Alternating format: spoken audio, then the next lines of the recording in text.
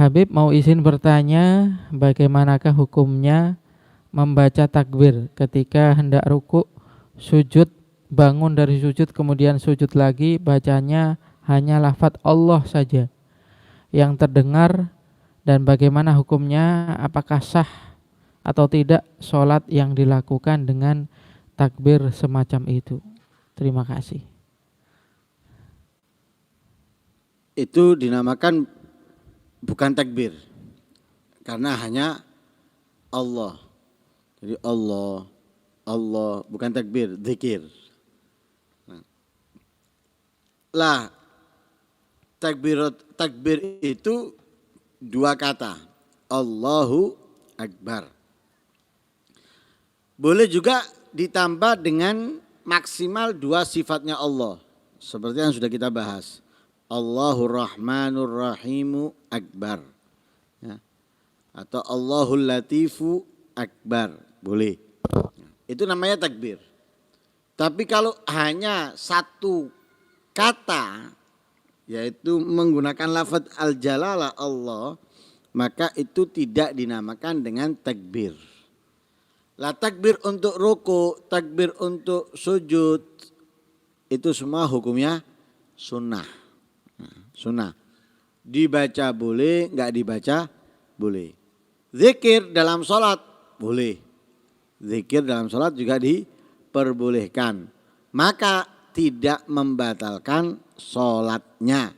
Ketika ia berpindah dari berdiri ke ruku atau dari i'tidal ke sujud hanya melafadzkan Allah, tidak membatalkan sholatnya, tapi tidak mendapatkan kesunahan pahala sunnah daripada takbir perpindahan dari rukun ke rukun. Baik, mudah-mudahan sudah mendapatkan pencerahan untuk Bapak Muhammad Ali yang menanyakan tentang takbir perpindahan dari masing-masing pergerakan sholat. Kali ini pertanyaan selanjutnya dari hamba Allah yang ada di Sidoarjo. Mohon izin pertama Ustadz bertanya, Ustadz, bagaimanakah cara kita dalam menegur atau memberi nasihat kepada orang tua atau orang yang kita hormati, Ustadz?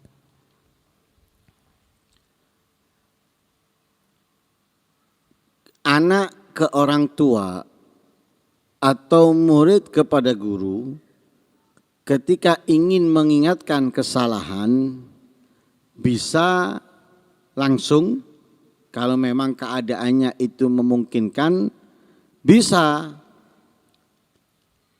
menunggu waktu yang tepat, ya, menunggu waktu yang tepat untuk mengingatkannya atau menasehatinya.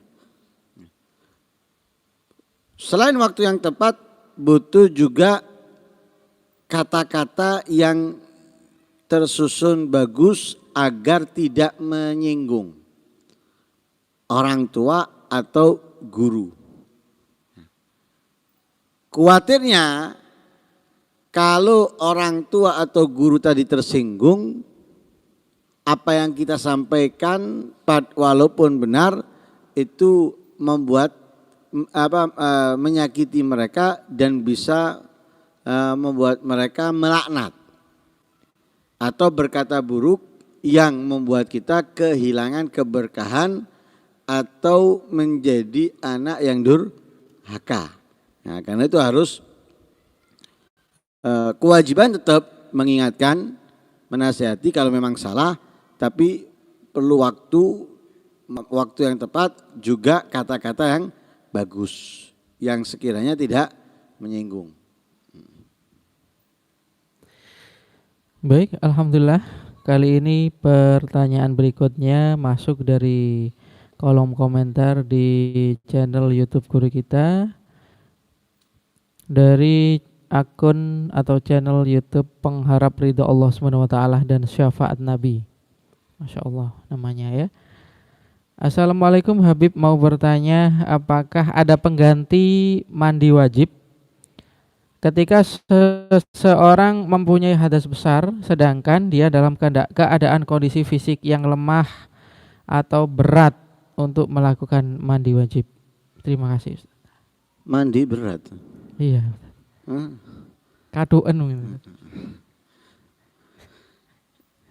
Tidak boleh diganti mandi besar atau wudhu dengan tayamum kecuali dengan sebab-sebab yang sudah kita bahas. Nah, di antaranya apa? Misalnya nggak ada air, mau mandi nggak ada air, ada kewajiban mencari. Dalam mencari pun ada syarat-syaratnya, kapan kita wajib mencari atau apa yang menyebabkan kita wajib mencari. Lah kalau syarat-syaratnya terpenuhi maka kita wajib mencari. Ya.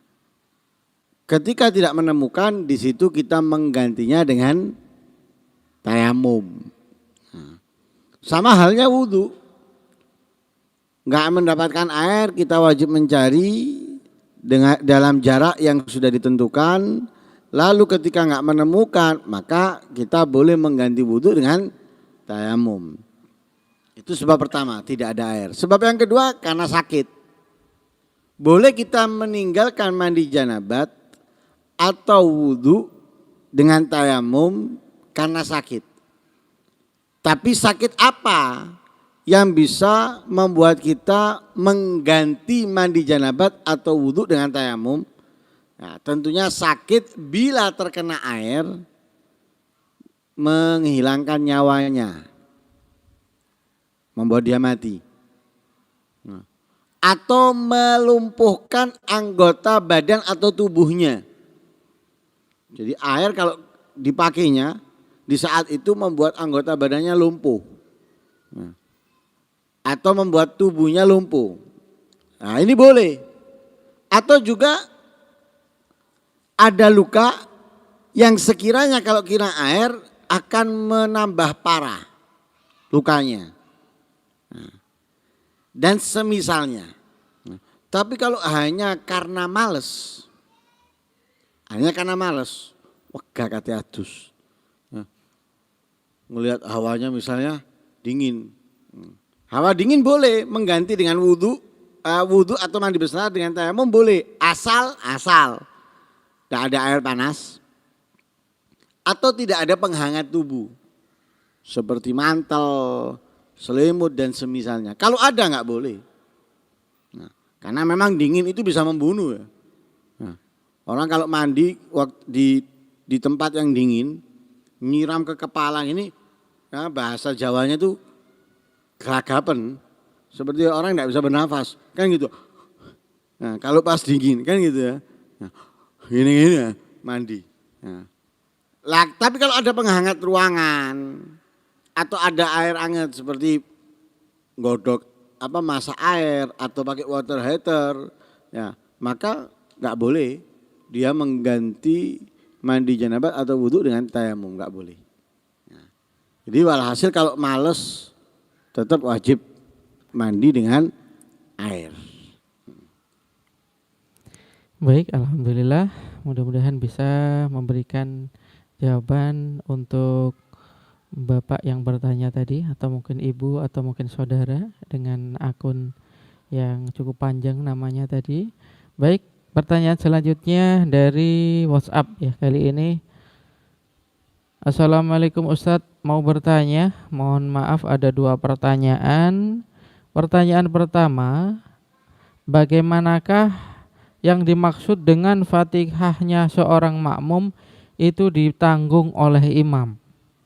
Kemudian pertanyaan yang kedua, bagaimanakah ketika seseorang atau saya bermakmum menjadi makmumnya seorang imam yang kebanyakan membuka auratnya, Ustaz? Yang pertama apa tadi? Fatihahnya makmum. Fatihahnya makmum ditanggung oleh imam. Kapan? Nah, kalau di dalam madhab kita Imam Syafi'i, Fatihahnya makmum ditanggung oleh imam itu bagi makmum masbuk. Jadi makmum masbuk Fatihahnya ditanggung imam. Karena tidak ada kewajiban bagi makmum masbuk membaca Al-Fatihah. Lah siapa makmum masbuk? Makmum masbuk itu adalah makmum yang tidak memiliki waktu yang penuh membaca surat Al-Fatihah bersama imam. Kenapa? Imamnya sudah mau ruku. Atau bahkan imamnya sudah berjalan ke ruku. Maka makmum takbir nggak sempat dia untuk membaca Fatihah. Maka makmum ini nggak perlu baca Fatihah. Fatihahnya ditanggung imam. Nah, itu dalam madhab kita Imam Syafi'i dan itu yang menjadi pedoman kita. Tapi ada pendapat yang mengatakan di sholat jahriyah yaitu maghrib, isya dan subuh makmum tidak wajib membaca Fatihah. Ada pendapat. Tapi kita perlu menggunakan pendapat yang pertama tadi yaitu ketika makmum memiliki waktu dan dapat bisa membaca Fatihah dengan sempurna maka wajib bagi dia untuk membacanya. Tapi kalau tidak mendapatkan waktu yang sempurna untuk dapat menyelesaikan Fatihahnya maka dia dalam makmum masbuk nggak perlu membaca Fatihah, sudah dijamin bagi imam. Itu di rakaat pertamanya makmum. Di rakaat pertamanya makmum. Adapun rakaat keduanya makmum memiliki kewajiban untuk membaca surat Al-Fatihah. Kemudian yang kedua apa? Yang kedua tadi sholat yang diimami oleh kebanyakan buka aurat. Kalau membuka aurat nggak masalah. Yang penting saat sholat tertutup auratnya, sholat kita sah, berjamaah kita juga sah. Nah, tapi memang afdolnya yang menjadi imam itu adalah yang paling sempurna dari yang lainnya. Dalam keilmuan, dalam menjalankan perintahnya Allah dan menjauhi larangannya, itu yang paling utama untuk menjadi imam. Tapi kalau enggak misalnya dibalik, enggak masalah. Yang penting ketika menjadi imam terpenuhi syarat-syaratnya dan menjauhi daripada segala yang membatalkan sholat, maka menjadi imam dan makmumnya sah. Nah, tapi ada memang orang yang makruh kita bermakmum dengannya. Ada diperbolehkan yang mahram atau boleh yang mahram untuk memandikannya. Oh, ada laki-laki tapi diganti dengan anak-anak yang perempuan, boleh. Anak-anak yang perempuan, boleh. Tapi nggak mendapatkan afdalnya. Karena afdalnya mayit laki-laki yang memandikan. Walaupun itu adalah anak-anaknya ada perempuan, tapi nggak, afdalnya tetap laki. Begitu juga kalau mayitnya perempuan, maka afdalnya adalah perempuan walaupun memiliki anak-anak laki-laki dia. Baik, pertanyaan berikutnya dari salah satu pemirsa yang hadir secara langsung di studio MFM malam hari ini. Assalamualaikum Ustadz, bagaimanakah jika ada orang yang ketika takbir dan di tengah-tengah takbir terserang tuli mendadak ini, dan setelah takbir hilang tulinya, apakah dia harus mengulangi takbirnya? Nah, bagaimana hilang tulinya? Apakah dia harus mengulangi takbirnya? Nah, bagaimana? Terima kasih atas penjelasannya. Ya, setengah-setengah itu. Di saat nggak tuli dia wajib mendengarkan, di saat tuli dia nggak wajib mendengarkan. Setelah takbir selesai tulinya, ya nggak perlu mengulangi. Ya. Tapi apakah mungkin orang tuli itu kembali bisa mendengar? Hah? Ya, mungkin. Nah, secara kedokteran. Kita nggak kalau kekuasaan Allah, kalau kekuasaan Allah beda lagi. Kalau orang tuli insya Allah nggak bisa mendengar, sulit untuk bisa mendengar. Kecuali dengan alat bantu kedokteran loh ya. Kecuali kalau tulinya itu karena sesuatu. Ya, jadi bukan tuli berarti sementara. Jadi ya itu seperti itu, ya dalam keadaan seperti itu. Yang penting di pertengahan itu diangkat suaranya melebihi dari sebelumnya, maka sah takbirnya. Baik, pertanyaan berikutnya kali ini dari WhatsApp. Assalamualaikum Ustadz, dari hamba Allah yang ada di Mojosari. Mohon izin bertanya, pernah saya dulu dicerita ya, dikasih tahu oleh teman saya, dulu dia pernah mengambil uang bosnya saat kerja sebagai kasir. Nah, beberapa tahun kemudian dia mendapat hidayah, sadar atas kesalahannya tersebut. Lalu dia berusaha untuk mencari bosnya yang dulu untuk mengembalikan uang yang dulu pernah diambil. Tapi bosnya sudah terlanjur pindah rumah dan jauh di luar kota sana. Kontaknya juga sudah diganti. Lalu dia berinisiatif bersedekah, diniatkan untuk bosnya yang dulu dengan sejumlah uang yang dulu pernah diambil. Apakah dengan cara seperti itu dosa bisa terampuni, Ustaz? Kalau masih tahu orangnya kalau tahu orangnya masih hidup dan kita bisa mencari informasi tentangnya atau misalnya keluarganya, maka kita wajib menghubungi orangnya. Nah, nggak langsung serta-merta kita sedekah atas nama orang tersebut, enggak. Jadi pertama kalau orangnya masih ada ya kita harus minta maaf dan mengembalikan kepada orangnya. Nah, tapi kalau kita nggak menemukan dia ataupun keluarganya yang bisa menghubungkan kita dengan dia atau ahli warisnya, baru di situ kita bersedekah atas namanya. Di urutannya itu berarti kalau orangnya masih hidup ya langsung ke orangnya. Bagaimana caranya kita bisa menemukan atau mendapatkan kontaknya. Kalau orangnya sudah meninggal ya kita perlu menemukan ahli warisnya atau keluarga yang mengenalnya. Kalau nggak ada sama sekali, baru di situ kita bersedekah dan kita hadiahkan pahalanya untuk orang tersebut. Baik, kemudian kita lanjut pertanyaan selanjutnya dari WhatsApp. Coba kita bacakan dari hamba Allah yang ada di Mojokerto.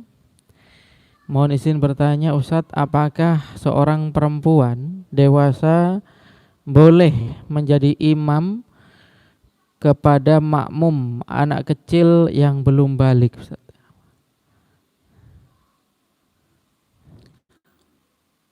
Secara garis besar perempuan tidak bisa menjadi imam dari seorang laki-laki.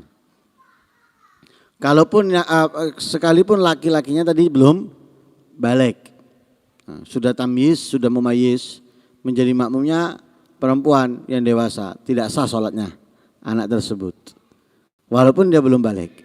Beda kalau anaknya itu belum memayyiz diajak sholat.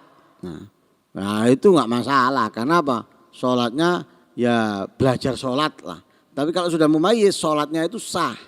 Kalau menjadi makmumnya perempuan, ya, maka sholatnya anak tersebut yang memayyiz tidak sah. Kalau sholatnya imam sah? Sholat imamnya ya sah. Sholatnya si perempuan tadi itu yang menjadi imamnya tetap sah, tapi makmumnya yang nggak sah, walaupun anak tadi itu belum balik. Karena dengan mumayyiz sholatnya sah, tapi batal karena menjadi makmumnya perempuan. Kalau sama-sama perempuan dan belum mumayyiz itu bagaimana? Makmumnya perempuan dan belum mumayyiz, apakah dua imamnya dapat sholat berjamaah? Imamnya perempuan. Ya, imam perempuan, makmum perempuan juga. Tidak ada masalah. Tidak masalah. Baik, pertanyaan selanjutnya dari Bapak Muhammad Ali kembali bertanya. Mohon izin bertanya, Habib. Bacaan wasilah yang benar hadrati atau qodihi. Yang kedua bacaan Allahumma sholli afdhalas sholati atau sholah. Ini maksudnya mungkin wasilah. Bacaan wasilah yang benar hadrati atau qodihi. Yang kedua bacaan Allahumma sholli afdhalas sholati. Tentang sholawat ini. Ila hadrati. Hadrati. Ila hadrati yang benar. Terus apa lagi? Qadhihi, hadrati atau qadhihi yang betul? Enggak ada qadhi. Ya, ila hadrati. Ila hadrati ya. Baik, pertanyaannya sudah terjawab. Kalau mungkin masih kurang jelas nanti bisa ditanyakan kembali kepada guru kita. Kita kembali lagi di channel YouTube di akun milik guru kita Hadi Segaf Asegaf.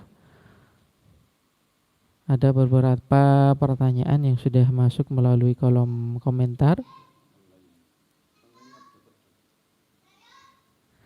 Dari akun atau channel YouTube Muhammad Rizal Aidil. Assalamualaikum Ustadz, mohon izin bertanya. Apakah boleh seorang perempuan atau mungkin beberapa perempuan ikut serta mengantarkan jenazah ke kuburan dari salah satu keluarganya yang sudah meninggal dunia? Enggak perlu. Ya, tidak perlu seorang perempuan apalagi istri, karena ia wajib iddah, dilarang keluar rumah dengan meninggalnya suaminya, atau anak-anak perempuannya, saudara perempuannya ingin mengantarkan ke kuburan, dan itu dilarang oleh Rasul Shallallahu Alaihi Wasallam. Rasulullah melarang perempuan-perempuan ngikut ngubur, ikut ngubur, dilarang sama Nabi karena itu adat jahiliyah. Ya, kebiasaan orang-orang jahiliyah, ya, karena itu dilarang. Apalagi istri, ya, lebih-lebih karena dia dengan meninggalnya suami dilarang keluar rumah selama 4 bulan 10 hari. Kalaupun boleh keluar rumah itu karena hajat atau darurah, ya, karena hajat atau darurah. Hajat seperti ya, membeli sesuatu yang memang tidak ada yang bisa diperintah untuk membeli, karena memang misalnya sebatang kara, nggak punya teman, nggak punya saudara, atau darurah karena sakit, mau nggak mau harus ke dokter, ini baru boleh. Dan ada beberapa hajat atau darurah yang memperbolehkan seorang perempuan ketika suaminya meninggal untuk keluar rumah. Nah itu nggak, apalagi ngungkit kuburan, nggak ada pentingnya sama sekali. Apa pentingnya seorang perempuan ikut ke kuburan? Ya, nggak ada pentingnya sama sekali. Baik, pertanyaan berikutnya dari WhatsApp Radio MFM dari hamba Allah yang ada di Mojosari, Mojokerto. Ustadz, mohon izin bertanya, bagaimanakah jika salah satu daripada keluarga kita terkena sihir dan ini tanpa dia sadari? Nah, apakah yang harus kami lakukan untuk menanggulangi atau mengatasi sihir yang dialami oleh anggota keluarga kita tersebut? Terima kasih, Ustaz. Sebetulnya sebelum kena sihir, Nabi sudah mengajarkan kepada kita untuk melindungi diri kita dan keluarga dari segala sesuatu kejahatan yang bakal datang. Ya, bakal datang, entah itu dari seseorang ataupun yang lain sebagainya. Ya.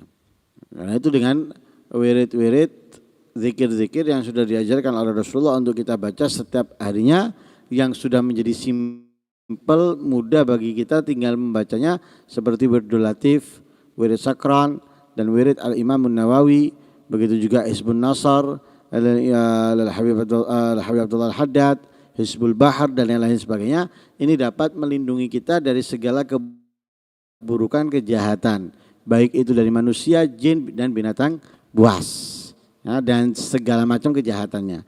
Tapi kalau sudah kena gimana? Ya perlu kita bentengi.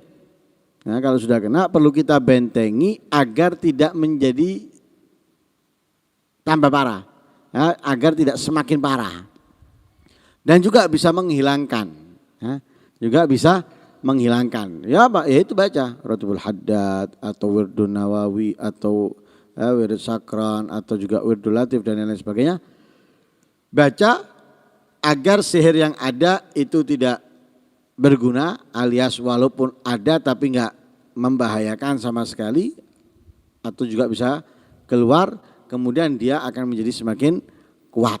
Ya, ibarat orang itu kebal, nah, tapi bukan ngegabalkan tubuh, enggak. Ya, bukan ngegabalkan tubuh karena mau demo, bukan.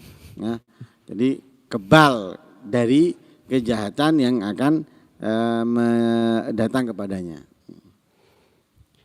Baik, pertanyaan berikutnya dari hamba Allah masih di Mojosari. Ustadz, apabila kita ingin bersedekah atas nama seseorang atau orang tua yang sudah wafat, apakah harus saya sebutkan namanya atau cukup saya niatkan dalam hati saja, Ustadz? Niat itu memang tempatnya di dalam hati. Ya, ketika kita meniatkan sodako ini pahalanya untuk orang tua, maka cukup, nggak perlu kita sebutkan namanya dengan melafatkan. Saya niatkan sodako ini untuk orang tua saya, nggak perlu. Ya, hanya dalam hati. Kenapa? Sedekah ini akan sampai kepada orangnya dan pahalanya insya Allah akan sampai kepada yang kita niatkan karena yang membagi Allah. Jadi walaupun tidak kita sebutkan, ya, dan itu hanya dalam lintasan hati kita, Allah mengetahuinya apa yang kita inginkan daripada sedekah tersebut. Baik, kali ini insya Allah merupakan pertanyaan terakhir. Ustadz, memaafkan itu mudah diungkapkan, tetapi sepertinya susah sekali untuk dijalani. Mohon tipsnya atau petunjuknya agar kita menjadi lebih mudah dalam memaafkan dan menjadi seorang pemaaf, Ustadz. Gimana? Memaafkan? Iya, tips agar lebih mudah memaafkan. Ya, jangan diingat kesalahannya. Jangan diingat kesalahannya, ingat kelebihan dan kebaikannya. Seseorang yang jahat kepada kita itu memiliki kelebihan, memiliki kebaikan. Oh, dia nggak pernah melakukan kebaikan apapun, atau kita nggak tahu kelebihannya apapun. Ya jangan diingat-ingat kalau dia pernah melakukan kesalahan. Ya. Dan kembalikan kepada diri kamu. Bagaimana kalau kamu melakukan kesalahan kepada orang dan kamu ingin orang itu berbuat baik kepadamu atau dia menyapa kamu, ya berarti kan kamu harus bersikap seperti itu. Jadi kita anggap seakan-akan dia tidak pernah berbuat salah, dan kita melupakannya. Nah, kalau kita ingat-ingat terus, itu namanya dendam. Nah, supaya nggak dendam ya apa? Itu tadi, anggap kita baru pertama kali ketemu, belum pernah ketemu sebelumnya, sehingga kita nggak menyimpan apapun di hari-hari sebelumnya tentang dia atau apapun darinya. Nah, itu caranya buat kita. Tapi kalau kita pikir terus, kita kemudian merenunginya, kok ngomongi kok gini yo, nggak mikir tahu ya, terus akhirnya tidur nggak nyaman. Kalau ketemu itu jangget di dalam hatinya, akhirnya rusak semua dia. Nah, karena itu anggap kita belum pernah ketemu. Ketika ketemu anggap ini pertama kali ketemu. Jadi kita nggak tahu, ya, kita nggak memikirkan apapun tentang dia sebelumnya karena kita anggap kita belum mengenalnya. Nah itu aja. Insya Allah lama kelamaan akan menjadi pemaaf. Alhamdulillah, dengan berakhirnya jawaban dari guru kita mengenai bagaimana tips dan trik untuk menjadi seorang yang berkepribadian mudah memaafkan alias seorang yang pemaaf, maka berakhir pula segmen tanya jawab atau interaktif di segmen kedua program kajian Kitab Safinatun Najah malam hari ini, hari Rabu edisi 8 September bertepatan dengan 2 Safar 1443 Hijriah. Dan sebelum kami pamit undur diri, alangkah baiknya kita tutup perjumpaan kita pada malam hari ini dengan doa yang akan ada telepon masuk, Ustaz. Kita terima dulu, Ustaz. Dari Ibu Maryam yang ada di Jember. Halo, Assalamualaikum. Waalaikumsalam. Ya. Baik, dengan Ibu Maryam ini ya rupanya. Iya, dengan Ibu Maryam. Assalamualaikum Habib. Waalaikumsalam. Hilang kemana Ibu Maryam ini? Kok enggak pernah terdengar? Enggak, kan di Damu enggak ada temannya yang on air. Anak kira bukan live, Habib. Iya, kan kadang di setel siaran ulang gitu. Ya, ini mau nanya titipan ini, Bib. Ya, mari. Hukumnya mancing itu, mancing kalau bayar itu gimana? Mungkin lomba mancing yang dimaksud. Kadang dapat, kadang tidak. Mungkin itu hukumnya itu gimana katanya si penanya tadi itu. Ya, udah Bib, makasih atas jawabannya. Ana Lombanya itu tunggu. gimana caranya itu? Lomba mungkin mancing membayar. Siapa yang mau mancing ke sini bayar. Kadang mungkin dapat ikannya, kadang tidak dapat. Mungkin. Bukan lomba itu. berarti dia. Hah? Bukan lomba namanya. Oh iya Ya, mungkin. kalau lomba itu kan ini berarti kan semuanya dapat. Kalau enggak lomba enggak dapat. Itu kan berarti masuk ke iya. kolam pancing membayar.